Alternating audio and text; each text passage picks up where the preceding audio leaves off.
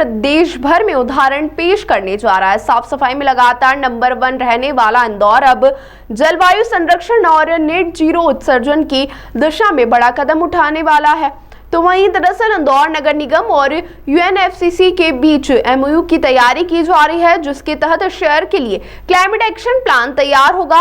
इस सिलसिले में इंदौर में एक विशेष कार्यशाला का आयोजन किया गया, जिसमें देश के जाने माने विद्वानों और पर्यावरण विशेषज्ञों ने हिस्सा लिया। इस कार्यशाला में श्रीकांत, रजत शर्मा और अजय मिश्रा जैसे विशेषज्ञों ने अपने अनुभव साझा किए। उन्होंने बताया कि कैसे देश के विभिन्न हिस्सों में कार्बन न्यूट्रलिटी और नेट जीरो लक्ष्य की दिशा में काम किया जा रहा है। विशेषज्ञों ने सुझाव दिया कि इंदौर भी आने वाले समय में एक मॉडल सिटी बन सकता है, जहां सस्टेनेबल लिविंग, सस्टेनेबल हाउसिंग और गरीब वर्ग के लिए सस्टेनेबल आवास जैसे प्रयासों को प्राथमिकता दी जाए। नगर निगम का मानना है कि जिस तरह इंदौर ने स्वच्छता के क्षेत्र में देश के सामने उदाहरण रखा, उसी तरह अब जलवायु परिवर्तन से निपटने और नेट जीरो की दिशा में भी इंदौर पूरे देश के लिए रोल मॉडल बनेगा।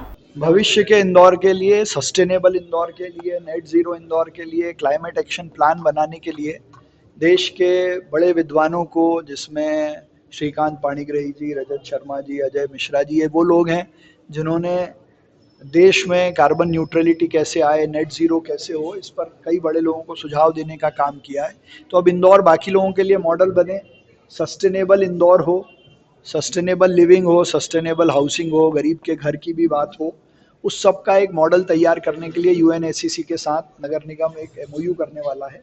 उसकी तैयारी की दृष्टि से एक कॉन्फ्रेंस यहाँ रखी है, जिसमें देश भर के और प्रधानमंत्री कार्यालय के भी कई लोग जो उनको सुझाव देते हैं, उनके सुझावों के आधार पर इंदौर को एक मॉडल सिटी में बनाने का ये कार्यक्रम आज नगर निगम ने आयोजित किया।